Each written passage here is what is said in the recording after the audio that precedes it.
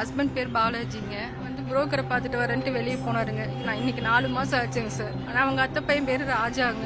அவன் தான் எங்கள் இடத்த வாங்கியிருக்காருங்க. அவனை தான் லாஸ்ட்டாக பார்த்துருக்காரு. ஃபோன் காலும் அவனுக்கு தான் போயிருக்கு. ஆனால் அவங்களெல்லாம் யாரையுமே கூப்பிட்டு விசாரிக்க மாட்டேறாங்க சார். கேட்டால் எங்கள் மேலே சொல்கிறாங்க, நாங்கள் ஏதாவது பண்ணியிருப்போம் அப்படின்ட்டுங்க.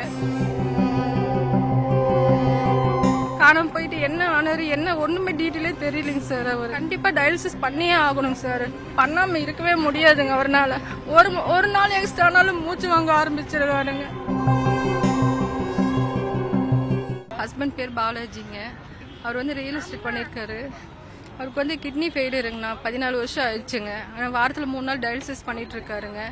அவர் வந்து காணாம போன அன்னைக்கு வந்து புரோக்கரை பார்த்துட்டு வரேன்ட்டு வெளியே போனாருங்க. 21/12/2024 டிசம்பர் மாதம். நான் இன்னைக்கு 4 மாதம் ஆச்சுங்க சார். ஆனால் போலீஸ்காரங்கிட்ட எஃப்ஐஆர் போட்டு விசாரிச்சாங்க. ஆனால் சொந்தக்காரங்களெல்லாம் கூப்பிட்டு விசாரிச்சாங்க. எல்லாரும் எனக்கு தெரியாது உனக்கு தெரியாத நான் பேசுறது இல்லை அப்படின்ட்டுங்க. ஆனால் அவங்க அத்தை பையன் பேர் ராஜாங்க. அவன் தான் எங்கள் இடத்த வாங்கியிருக்காருங்க. எங்களுக்கு எந்த தகவலும் தெரியாது. இல்லை அந்த இடம் வந்து 80 லட்ச ரூபா வேல்யூங்க சார். அது அதனால ஏதாவது கொடுக்கல் வாங்கல் இது பிரச்சனையா, இல்லை அவர் என்ன ஆனாரு, இல்லை அவனை தான் லாஸ்ட்டாக பார்த்துருக்காரு. ஃபோன் காலும் அவனுக்கு தான் போயிருக்கு.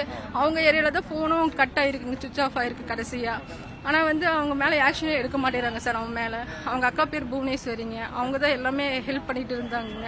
ஆனால் அவங்களெல்லாம் யாரையுமே கூப்பிட்டு விசாரிக்க மாட்டேறாங்க சார். இப்போ கேட்டால் எங்கள் மேலே சொல்கிறாங்க, நாங்கள் ஏதாவது பண்ணியிருப்போம் அப்படின்ட்டுங்க.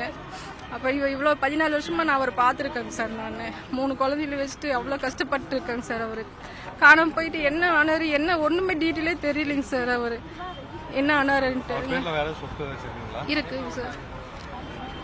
சொல்லுங்க சார். என்ன இந்த மாதிரி சொத்து இருக்குல்ல, அதுக்கு இடம் தாங்க சார். இடம் தான் இருக்குங்க. எவ்வளவு மதிப்பான சொத்து இருக்கு மேல? இப்போ அவர் மேல இருக்குங்க ஒரு 2 கோடி ரூபாய் பக்கம் இருக்குங்க. இப்போ ரீசெண்டா அந்த 80 லட்ச ரூபாய் உங்களுக்கு தெரியாம வித்திருக்காரு? ஆமா சார். அது போக இன்னொரு இடமும் வித்திருக்காருங்க சார். அதுவும் எங்களுக்கு தெரியாதுங்க. இப்போ சொந்தக்காரங்கன்னா வீட்டுல கூப்பிட்டு வந்து பண்ணுப்பா அப்படின்னு சொல்லியிருக்கணும்ல சார். எங்களுக்கு தெரியாம தான் பண்ணியிருக்காருங்க. கிட்டத்தட்ட 80 லட்ச ரூபாங்கும் போது 17 லட்ச ரூபா தான் பேங்க்ல காட்டியிருக்காங்க சார்.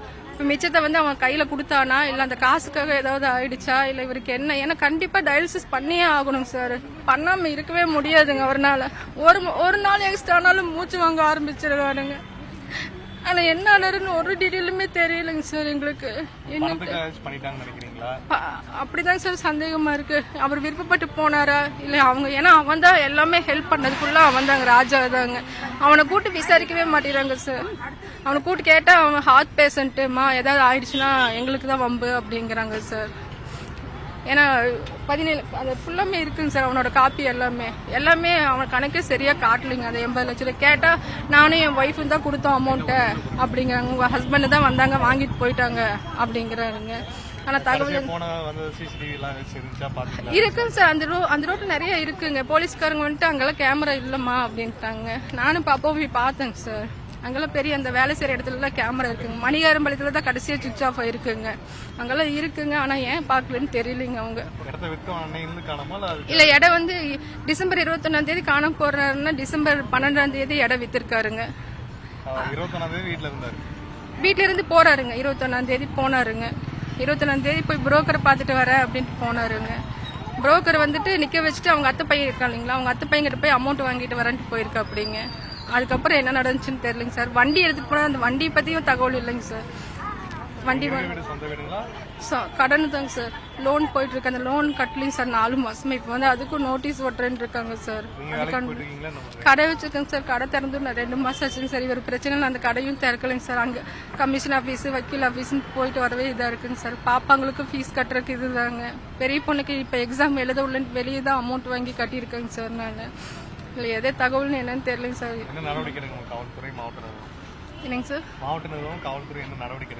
அவர் கண்டிப்பா தேடி கண்டுபிடிச்சு கொடுங்க சார். அவனுக்கு உண்டான அந்த நான் சொல்றேன் இல்லைங்க, ராஜா புவனேஸ்வரின்ட்டு அவங்களை கூப்பிட்டு விசாரிக்க சொல்லுங்க சார். விசாரிக்கவே மாட்டேறாங்க சார். எங்களை விசாரிக்கிறாங்க சார். அவங்களும் விசாரிக்க மாட்டேறாங்க சார். அவனை ஏன் கூப்பிட்டு விசாரிக்க மாட்டேறீங்க? ஏன்னா அவன் தான் லாஸ்டா பாத்துருக்கான். சொத்து அவன் தான் வாங்கியிருக்கான். அப்ப அவருக்கு என்ன ஆச்சு? ஒரு டயாலிசிஸ் பேஷண்ட் காணும். அவனை ஹார்ட் பேஷண்ட்னு சொல்றாங்க. அப்ப டயாலிசிஸ் பண்ற இவரு போனா பரவாயில்லைங்களா? எங்களுக்கு அவரு தான் இதே சார். எந்த சொந்தக்காரும் எந்த இதுவுமே இல்லைங்க சார். நானும் என் பொண்ணு தான் 40 நாள் பக்கம் நீங்க கோயம்புத்தூருக்குள்ள தொலைவு இருக்காங்க அவரை. நாங்க ஒவ்வொரு வண்டி ஸ்டாண்டு ஒவ்வொரு ஹாஸ்பிட்டல் டயாலிசிஸ்க்கு வந்திருக்காரா பாலாஜி வந்திருக்காரான்ட்டுங்க. ஆனா அந்த மாதிரி போலீஸ்காரங்க அவங்களுக்கு இது கேஸ்ல 10ல் 11 இருக்கலாங்க. எங்களுக்கு அவரு தான் எல்லாமேங்க. ஏன் அவங்க அக்காவை கூப்பிட்டு விசாரிக்க மாட்டேறாங்க? அவங்க அக்காவை கூப்பிட்டு ஏன் விசாரிக்க மாட்டேறாங்கன்னு தெரியல. அவங்க அந்த அத்தை பையனை ஏன் கூப்பிட்டு விசாரிக்க மாட்டேறாங்கன்னு தெரியலைங்க. அப்ப இடத்த அவன் வாங்கிட்டு ஏதாவது பண்ணிட்டானா? அவனதான் லாஸ்டா பாத்துருக்காருங்க. ஏன் ஒண்ணுமே நடவடிக்கை எடுக்க மாட்டேங்கிறாங்கன்னு தெரியல. கமிஷன் ஆபீஸ்ல கொடுத்து 1 மாசம் ஆச்சுங்க. முதலமைச்சர் கிட்ட கொடுத்து 1 மாசம் ஆச்சுங்க. கடைசியாக இங்க வந்திருக்காங்க. நானு செய்திகளை உடனுக்குடன் தெரிந்து கொள்ள உடனே சப்ஸ்கிரைப் பண்ணுங்க.